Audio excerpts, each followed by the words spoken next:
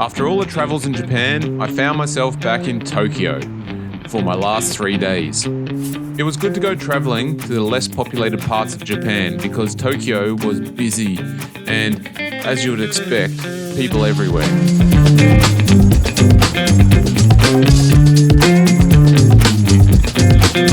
I decided to do a little bit of sightseeing and visited the busiest crossing in the world in Shibuya.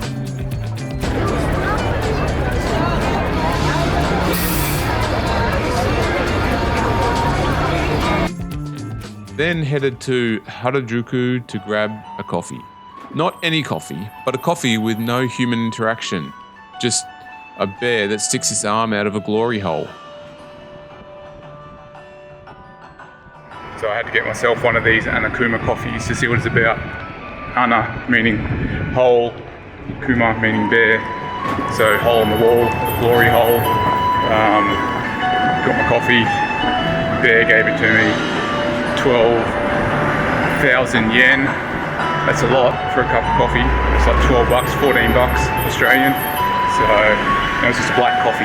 But the experience, I guess you got to pay for the experience. When in Tokyo, when in Harajuku, you got to put your hand into the glory hole and just hope for the best. Because I wasn't allowed to skate in Kyoto, if you haven't seen that episode, link in the description below, I was fanging for a roll. Aoi-san showed me a website that's very helpful, and I highly recommend it when you are skating in Japan. It's called skateparks.net. Sukepa. By the way, it's in Japanese, so you will need to translate it into English if you can't read Japanese. The great thing about this website is it has the rules listed for each skate park to save disappointment if you arrive at the skate park and find out that inline skaters aren't allowed. You'll be disappointed though, because I would say at least 50% exclude inline skaters, and lots of the fun-looking parks are a no-go.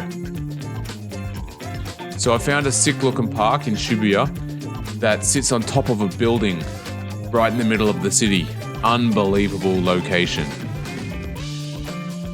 When you get to the skate park, you'll first need to go to the reception and sign some waiver forms and pay some cash.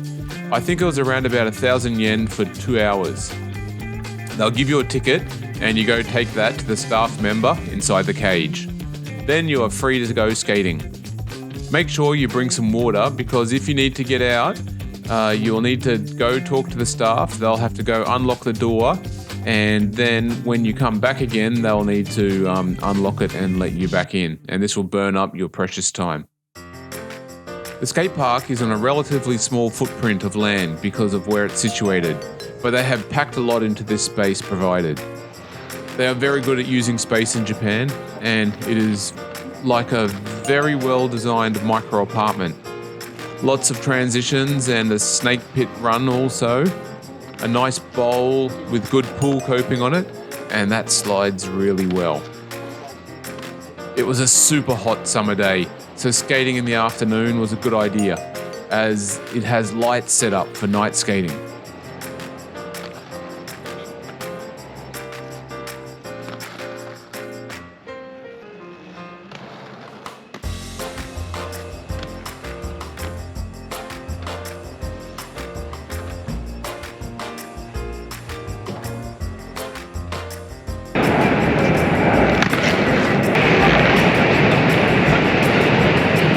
Very rough. I don't think that's going to slide very well. It's a very porous material that's difficult to grind. They should have put coping on it, because this is that really bad concrete that just doesn't slide at all.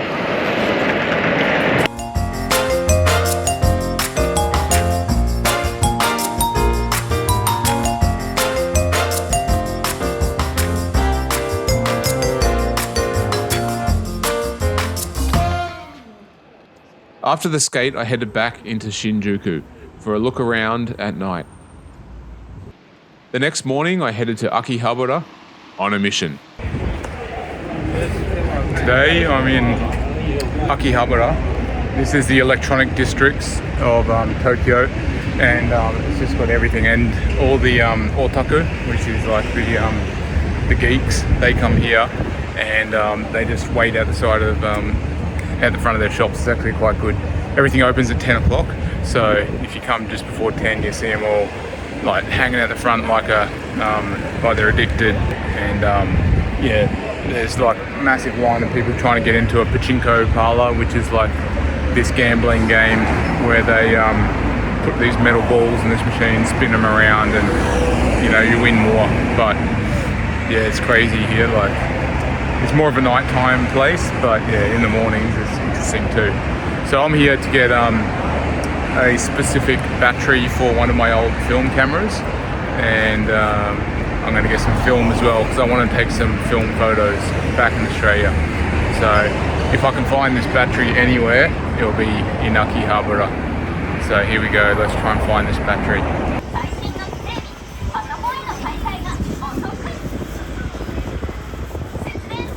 The first shop I was going to go to was Big Camera because it's around 6 stories of electronics.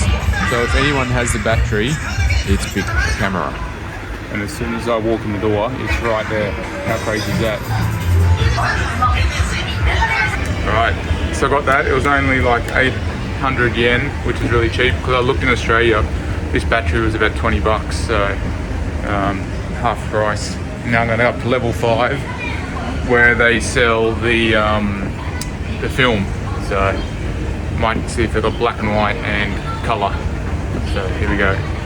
Big Camera, and it's not big B-I-G, it's B-I-C, and that tricked me for years, but Big Camera, they let me down. They had sold out of affordable film stock, so I was going to have to look somewhere else. There's a new building in Shinjuku that was amazing, and it has an amazing food court that looks like a fusion of modern and traditional Japanese style.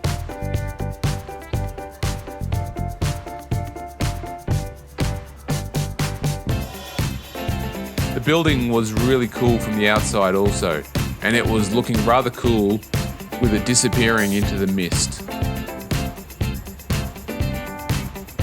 So the other day I was at Akihabara and I couldn't find the film. Well, they only had a couple left, but I came here to Yodobashi camera in Shinjuku, and they had plenty. So got myself a roll of film for about $18 Australian, so not bad. Had a look on Amazon, and they were charging something like 40 bucks or something like that for a roll. Crazy. Film used to be so cheap, used to be like $2 or in Japan it was anyway. So yep, gonna take some good photos. Got 24 photos.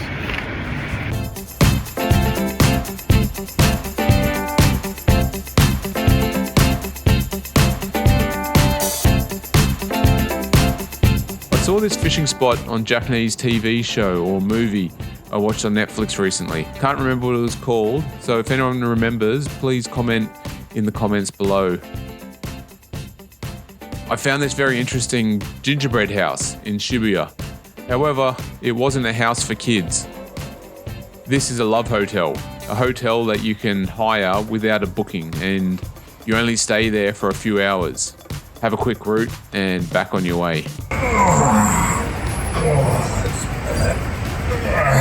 Oh, you gotta bend your limbs a bit and give us a treat.